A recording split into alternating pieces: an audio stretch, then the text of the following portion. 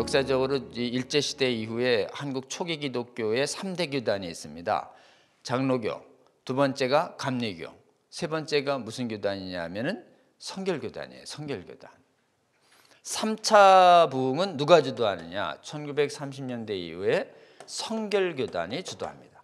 성결교단은 이 동양선교회라고 하는 데에서 한국에 출범시킨 교단인데요. 원래 선교단체에서 시작했습니다. 근데 신학 노선이 뭐냐면 웨슬리적이에요. 웨슬리 감리교의 전통을 따른다. 이렇기 때문에 성결교회는 뿌리를 쫓아가면 감리교입니다. 그런데 감리교하고 좀 다른 게 교회 정치에 있어서 장로교회의 감독 정치라는 게 있어요. 감독으로 지배 구조를 갖는 거, 이게 감리교도고 위에서 임명해 버리는 거죠. 민주적인 선거로 선거에 의해서 임명하는 그런 거를 장로 정치라고 그래요. 장로 정치. 요 성결교단은 장로 정치를 채택을 해요. 한국의. 그래서 분열도 나중에 되지만 한국의 성결교단은 교리적으로는 감리교, 운영적으로는 장로교를 받는.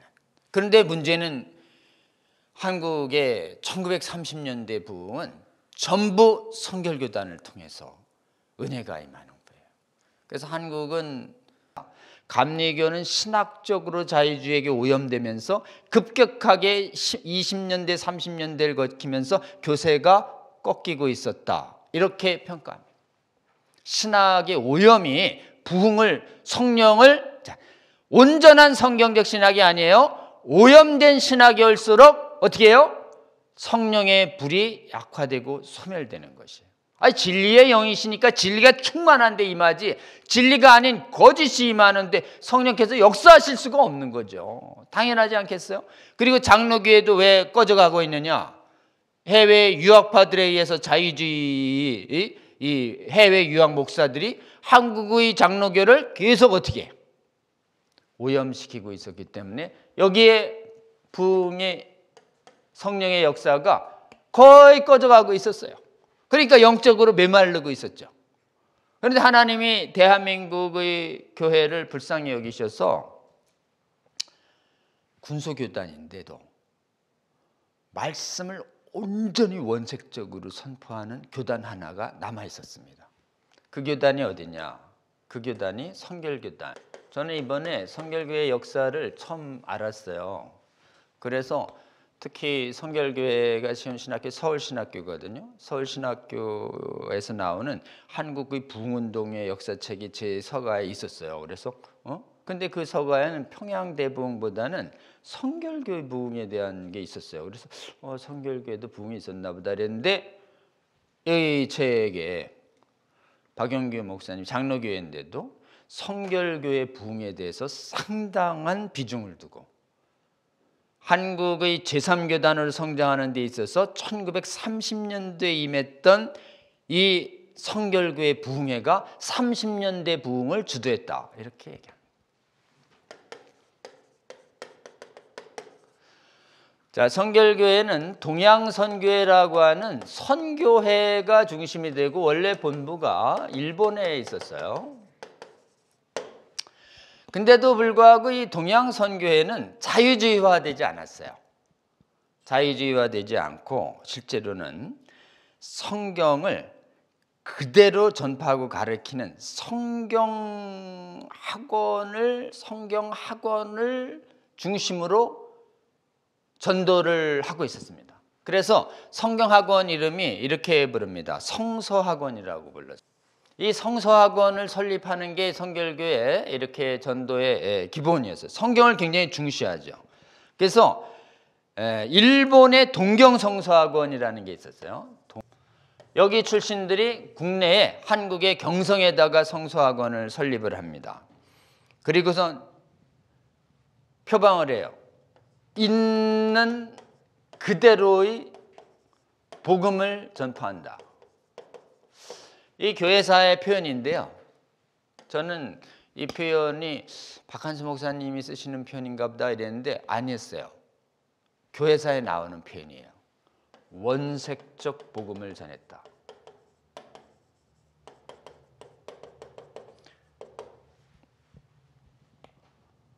원색이라는 말을 썼어요.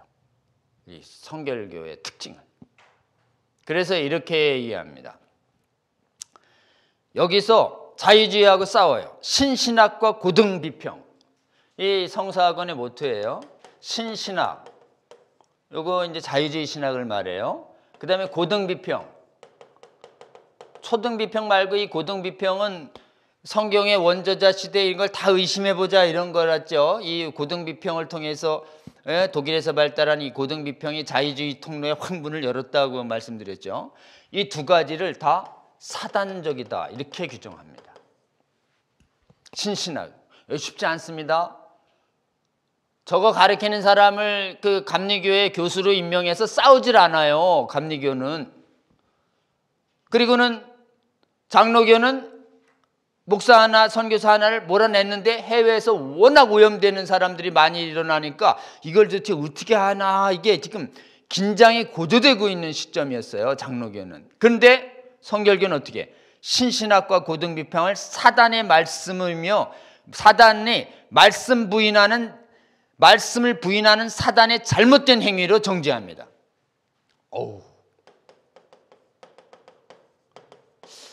이렇게 정죄하기 쉽지 않습니다, 여러분. 자유주의 신학이 말씀을 부인하는 사단적이야 이렇게 얘기하는 게 왜 학문의 자유를 인정해야지 그렇게 심한 말을 쓰냐 이렇게 얘기한다니까요. 그런데 성결교에서 군소교단이 고등비평 신신학은 사단적이야 이렇게 얘기하는 성경 학교를 운영했다니까. 이게 성결교회 부흥의 기초예요. 이게. 그리고 여기는 스타 목사들이 없어요. 성결교회 아주 바람직한 저기가 뭐냐면 거기에 있는 목사님들이 골고루 주도 역할을 해요. 어느 특정한 스타에게 의존하지 않습니다. 그래서 정빈 목사, 김상준 목사, 이장하 목사, 강태원, 이명직, 이명원 수많은 다양한 신실한 목회자들이 충실히 양산돼요. 그래가지고 1932년 30년대 말부터 시작해서 1934년간 이게 2, 3년간 집중적으로 성결교회에서만 성령의 역사가 일어나는데 이때 이 부흥이 일어나기 전에 성결교단의 교세가 얼마나 되느냐? 있기 전에 3 내지 4천 명에 불과해요. 성결교가 얼마나 작잖아요? 선교회가. 근데 이 부흥을 거치면서 얼마로 늘어나냐? 2만 명으로 늘어나요. 요 기간에 아주 급성장한 유일한 교단이 돼버려요. 그래서 저는 그러면서 이제 이 학원을 중심으로 한 회개운동이 일어나고 15일 사경회가 일어나고 뭐 31년 말에 지금 혼연일체가 돼서 부흥운동에 전력 투구를 한대요. 여기 때 이 전국의 교역자들, 성도들 단합을 해서 온전한 말씀을 중심으로 해서 부흥회의 기도를 집중적으로 엽니다. 이렇게 하자 이때 이제 이 사람들의 신조가 있어요. 성경의 완전 축자 영감 교리를 그대로 받아들입니다. 다시요. 자, 부흥이 임하는 데에 신학적인 정결함이 유지돼요. 첫 번째, 성경 영감서를 단호하게 잡아요. 삼위일체 하나님을 굳게 잡습니다. 자유주의 신학은 삼위일체 안 믿어요. 인간 하나님 예수를 얘기해요. 자유주의 신학은 인간의 완전 타락을 인정합니다. 전적 부패를. 자유주의 신학은 인간 안에 선함이 있다고 가르칩니다. 루소처럼. 그리스도의 대속의 보혈과 칭의와 중생 믿음으로 말미암는 성결과 씻음, 신유를 인정해요. 치유, 부활을 인정합니다. 재림도 인정하고 영생과 영벌, 지옥을 가르치기 시작한 거예요. 그러니까 자유주의로 오염돼서 빼버리는 장로교하고 감리교하고 전혀 다르게 성결을 유지한다는 그 대거룩함을 유지한다는 존재하에 말씀을 하나도 안 빼는 거예요. 하나도. 그러니까 표현입니다. 역사적인 단순하고 원색적인 복음을 외쳤다. 부흥회가 임하기 전에 말씀 선포는요, 아주 심오하게 유명한 사람들이 이렇게 저렇게 인용하면서 무슨 심리학이니 사회학이니 원용하면서 이렇게 현학적인 설교하는 게 아니에요. 부흥이 임하기 전에 설교의 모습은 이렇습니다. 단순하고 원색적으로 성경 그대로를 외칩니다.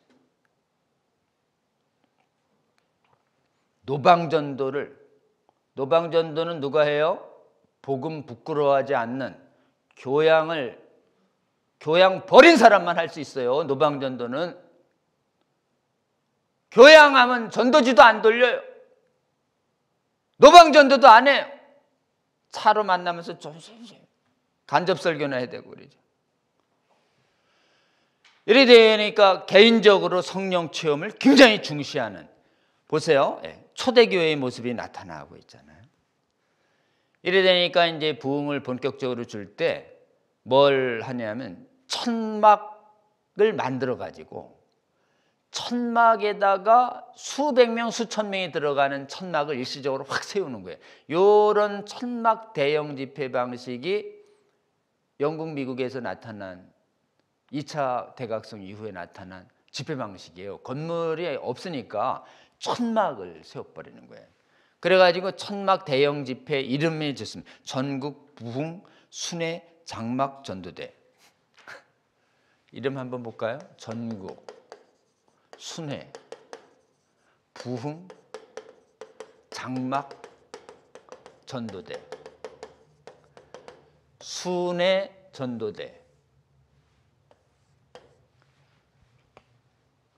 순회 전도를 하겠다라는 사람에게 성령께서 은혜 주지, 순회 전도 안 하고 계속 은혜 주세요, 은혜 배 터지게 먹었는데 또 주세요, 또 주세요 얘기하면서 전도는 일치 안 하는 그런 성도들에게 하나님이 임하지 않고, 이제는 적은 은혜라도 받고 내가 받은 은혜를 나눠주겠다라고 나선 사람들에게 순회 전도대, 사마리아와 유다와 땅끝까지 증인이 되려고 하는 사람에게 성령의 권능이 임하게 되는 거죠.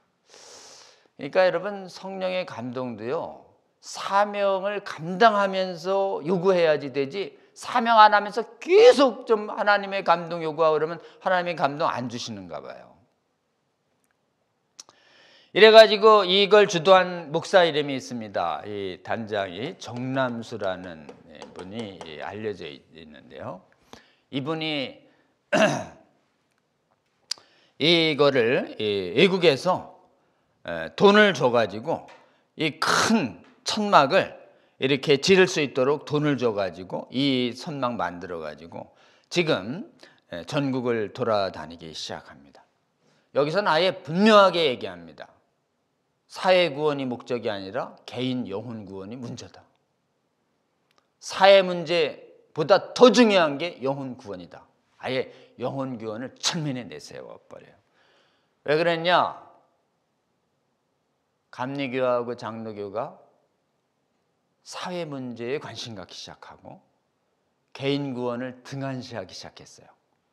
사회적으로 시대적인 사명을, 그래서 사회 사람들한테 인정받기 위해서 사회적인 욕구를 해결하려고 하고 개인적인 영혼 구원을, 그러니까 사회 구원하려고 하니까 기독교 윤리나 가침이나 더 중시하게 되는 거죠. 독립이라든지 교육이라든지 의료라든지 이런 거요. 근데 여기는 그거 대신 일단 영혼 구원을 위한 철저한 죄에 대한 영적 각성에서 부흥이 시작된다라고 해서 철저한 회개, 철저한 죄의 대적, 철저한 부흥, 이 부분을 시작을 하는데요.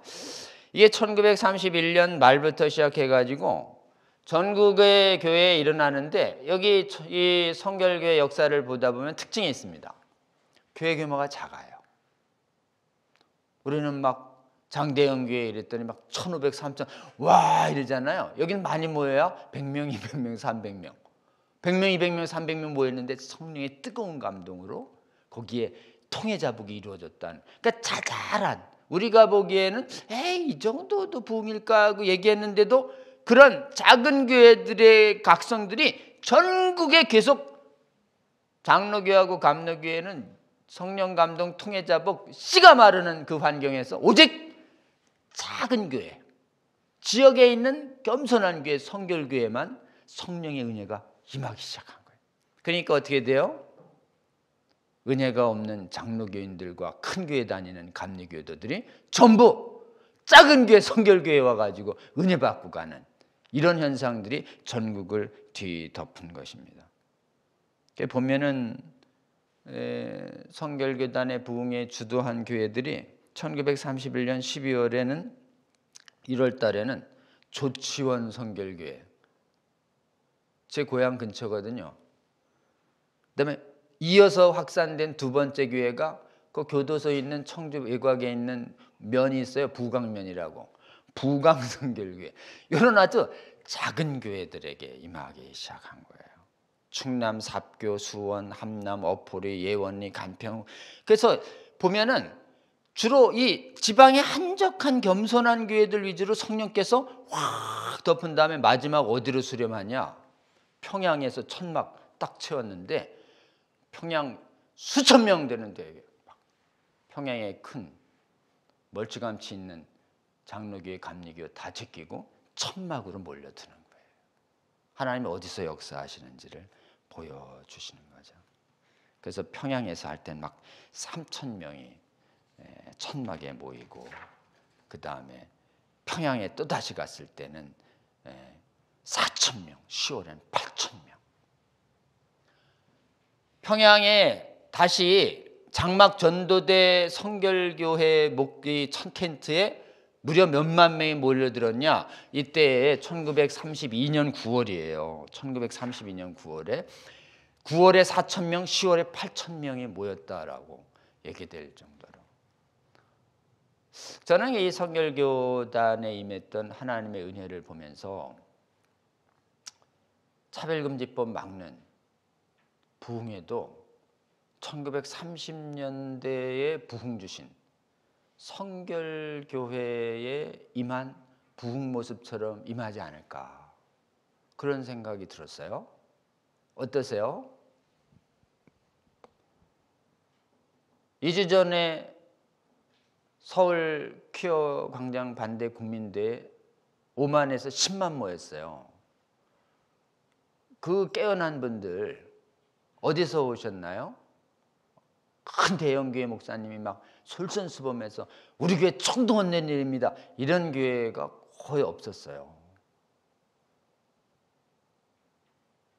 전국에 이런 이름 없는 교회들에서 다 자비량으로 먹을 거 다 하고 차 다 대절해서, 뭐 국민대회 본부에서 차 대절 하나 안 해줬습니다.